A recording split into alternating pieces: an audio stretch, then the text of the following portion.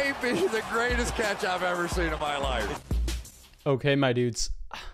I had to go through and I had to make an edit to our draft guide. Now, I said our draft guide was initially going to come out on the 20th. We actually made a Patreon post saying, hey, we're sending out the draft guide at noon. Please make sure you shoot me a DM so I can put you down for the list that wants the guide. And I mean, by the time we get to about 10 a.m., I'm at the gym, about to drive home. And then we got that news breaking. Cam Akers tearing his Achilles. Obviously, this changes everything. We had to take Cam Akers completely out of the guide, take him completely out of the rankings. We had to skyrocket Darrell Henderson up. And beyond that, there are going to be more changes. And that's why I think we're actually going to postpone the draft guide until the 25th. And once we get to the 25th, at that point, we should be all set up in the new studio. And I'll be able to release that for everybody. I've already written the Darrell Henderson chapter, but I want to make sure we go through and we can kind of reevaluate the running back landscape, because an injury to the very top is going to create the demand so much higher when the supply is shorter. And we need to make sure we're balancing the wide receiver and running back value. So I want to make sure I hop in some drafts. I want to make sure that we actually test out the rankings on my own before I release them to everybody. So yes, those are going to be released on the 25th. We're just having to put a small pause on them. And yeah, before we get into this, make sure you guys go down there, drop a like, leave a comment telling me what you think is going to happen with Darrell Henderson this upcoming season. Subscribe to the channel if you have not for whatever reason. And let's dive into exactly why Darrell Henderson is going to be a bust in fantasy football in 2021. Now, with Henderson, I mean, if you drafted him before the injury, of course he's not going to be a bust. He could potentially be a league winner because you were getting him at the very end of your drafts. I mean, if we pull up the $500 high stakes Patreon league we did, I mean, this draft was so funny in that if y'all remember, I mean, you can start 3 wide receivers, you can start 3 flex spots. So I naturally went really wide receiver heavy because you can start 6 wide receivers on a week-to-week basis. And we really only had DeAndre Swift as our running back 1. So by the time we get to rounds 10, 11, 12, I am all about going running back, drafting the guys that we think have elite handcuff potential, trying to identify where an injury is going to come from, capitalizing and maximizing our roster. Well, I thought we took Darrell Henderson because we took like 5 handcuffed running backs in a row, but we actually did not get Darrell Henderson. I mean, Tim from the Flock meetup was able to get Darrell Henderson at the 11-10, which is fantastic value. And of course, if you drafted him there, you are jumping up and down and he's not going to bust, and you are possibly going to win your league based on you finding that running back 2 production that late in your draft. But I think where he is going to go in new rankings, there he is going to disappoint a lot of new fantasy owners. Where before this, I mean, we actually had Darrell Henderson ranked as the 137th player overall. And in our running back rankings, we actually had him ranked as RB47. We had him directly behind Nyheim Hines, Devin Singletary, Latavius Murray, David Johnson, Jamal Williams, and Gus Edwards. Because all those running backs, I actually think, were going to have a part-time role on their respective offenses. And then if an injury occurred ahead of them, then you would see them getting even more touches. So Darrell Henderson, I viewed him just as a primary handcuff running back. That's why we had him down there at running back 47. But of course, at the end of the video, I'll reveal how far we have actually moved him up in my new ranking for Darrell Henderson. But before we get into that, I really want to take a step back and I want to remember the type of player that Darrell Henderson was coming out of Memphis. Because a big problem that we have with these guys where we don't have a large sample to actually look at is we have an incomplete picture. And what we have to do is we have to go back and you have to kind of try to fill in the missing pieces based on what we had with the running back in college. And with Darrell Henderson, he had a fantastic collegiate career at Memphis. I mean, if y'all remember back in the 2019 NFL draft class, this is someone that goes at the very beginning of the 3rd round for great reason. And in dynasty rookie drafts, he was actually going at like the rookie pick 105 because this was the year where Todd Gurley had the arthritis scare. So everybody was all aboard Darrell Henderson. He was actually a round 5 pick in high stakes redraft leagues his rookie season because everybody thought it was going to be an elite offense. He was going to be the starting running back. Todd Gurley was toast. And while Todd Gurley was a whole lot less efficient, he still got all the touches his rookie year. So that never really panned out for Darrell Henderson. But this is a running back that is still only 23 years old. He will be 24 by the time we get to the season. He ran a 4.49 40-yard dash, which is very important for the style of a running back that Darrell Henderson is. And on top of this, while you don't necessarily see him having an elite weight, what you do have is you have the BMI exactly where you want it. So Darrell Henderson, only 208 pounds, but he's actually 5'8", so his BMI is 31.6. And based on our historical research with our Dynasty Rookie Draft Guide that we did over there on Patreon, you find that those running backs coming out of college, if you want them to be 3-down guys, they need a BMI over 30.0. So here, Darrell Henderson is perfectly fine in that regard.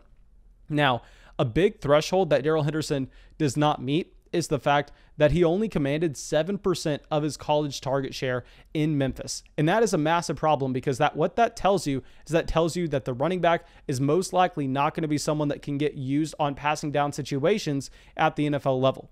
But if we actually dive a little bit deeper with Darrell Henderson in college, we're going to find that he has a great excuse on why he does not have that elite college target share. And let's dive into exactly what was going on in Memphis. And let's start it off with Darrell Henderson's sophomore year. So keep in mind, I mean, he is very young. He still is progressing.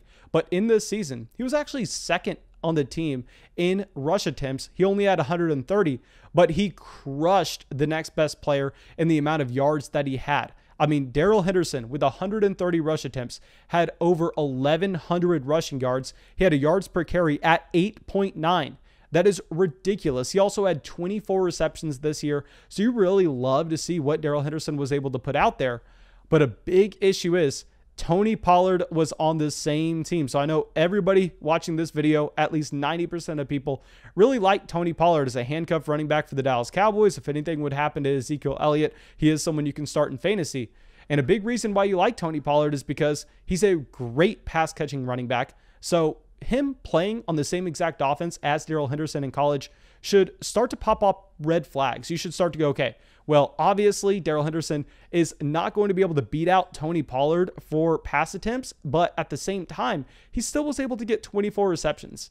And then going into their junior season, Darrell Henderson does get that starting running back job, having over 200 rush attempts on the year, almost 2,000 rushing yards. He averaged yet again 8.9 yards per carry, which is absolutely ridiculous.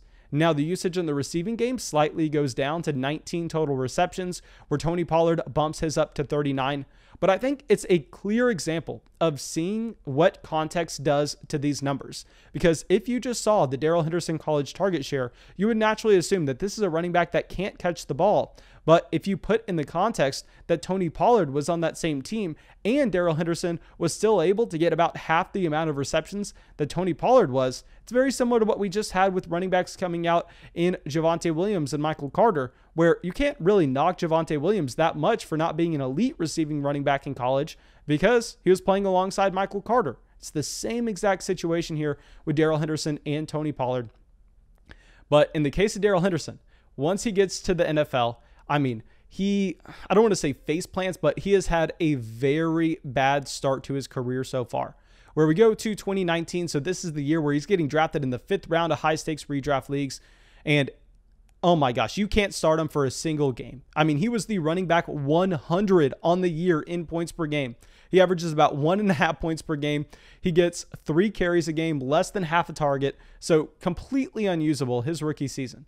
And his sophomore year, he does take a step forward. So he comes out, he averages 9 carries a game. He actually averages a target and a half a game, and he can bump the points up to 9 points a game, giving him the running back 43 finish.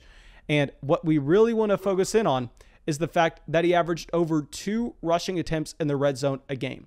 So averaging over 2 rushing attempts in the red zone a game is great because it tells us that this is a running back that can get goal line usage, which we know is so important to chase that touchdown volume. So Darrell Henderson had some bright spots to this profile. And a big thing we want to look at is there was actually a stretch where Darrell Henderson went out there and he played without Cam Akers. And during this stretch, it was weeks 2 through 7.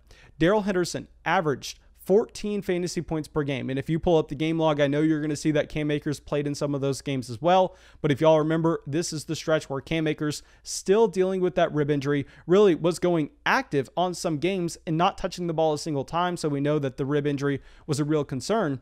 And if you look during that stretch, Darrell Henderson was actually a high-end running back 3. I know a lot of people want to assume that this was someone that was being a league-winning running back up until that point. But a big issue is that Darrell Henderson failed to capture passing down usage at the NFL level. Malcolm Brown, on the other hand, came out. Malcolm Brown, not a great pass catching running back, averaged almost 6.5 fantasy points during this same stretch. And now we're stuck in a situation where we go, okay, so coming out as a prospect, you really wanted to give Darrell Henderson the benefit of the doubt, say that he can catch balls at the NFL level, and it was just Tony Pollard holding him back.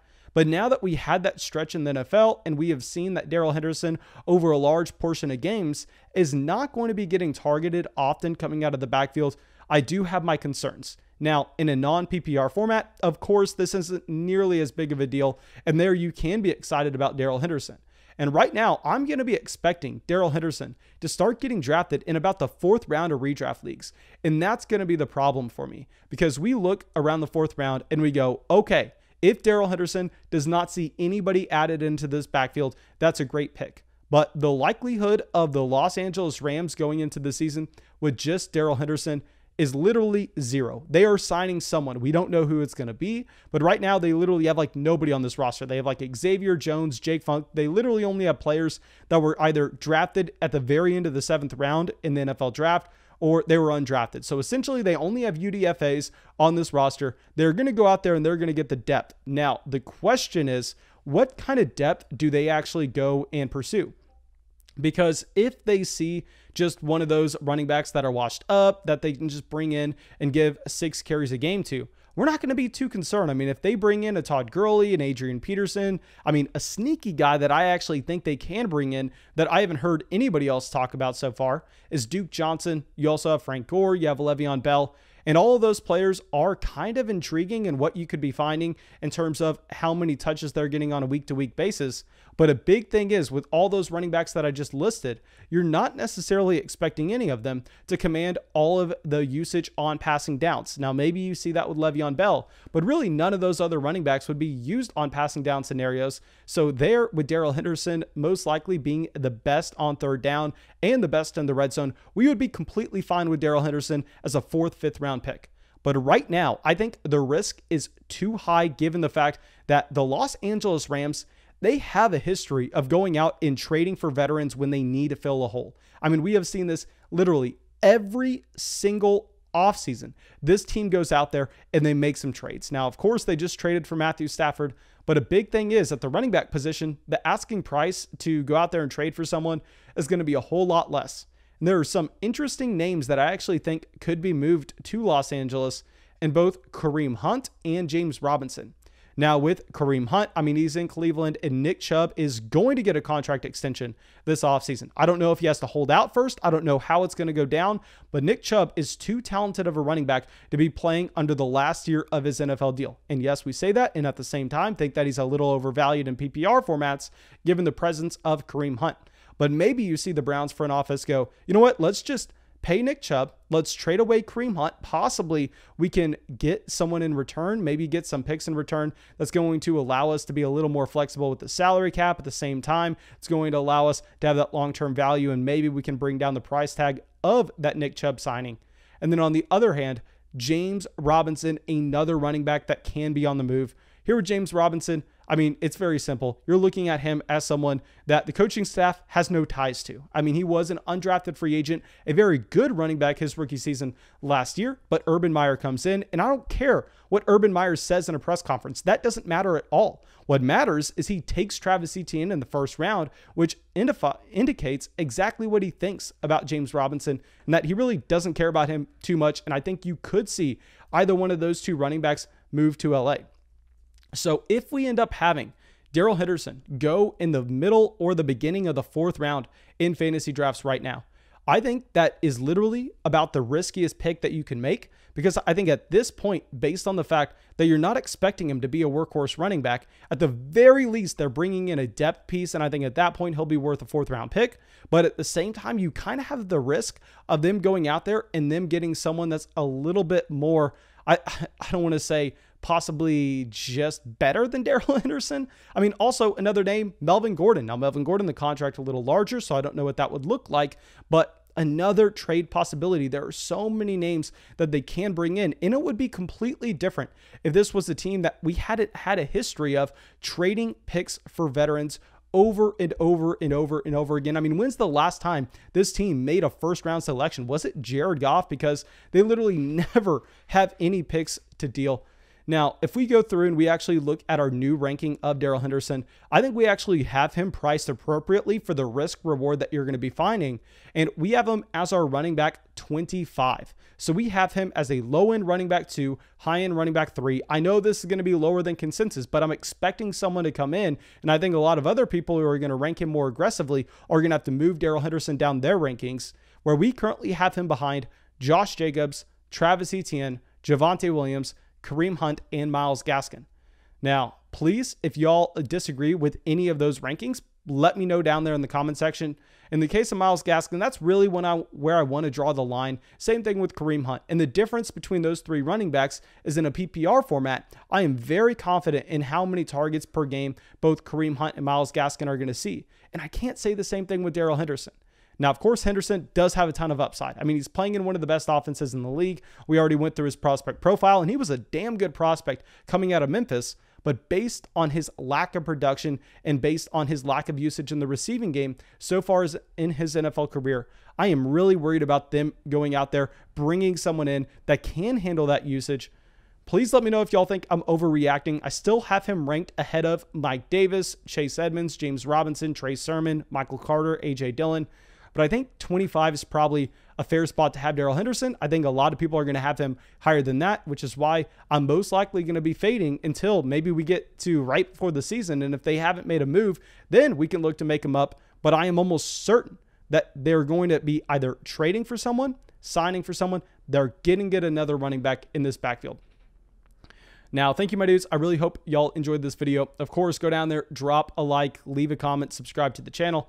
And if you have not already, go over there to Patreon, check out our official 2021 rankings. That draft guide will be posted on the 25th. I am very sorry about delaying it, but I want to make sure that this Acres news is accounted for well. I don't want to just pump out an old draft guide that I don't think is really going to help you as well in your own drafts. So yeah, please go down there, drop that like, and I'll see y'all with the video tomorrow. We've gotten a ton of new members joining the flock. Thank you, Grind for Gold, Devin, Bungified, Brian, Brody, Victor, Chris, Grant, Trevor, and David. Thank you, my dudes.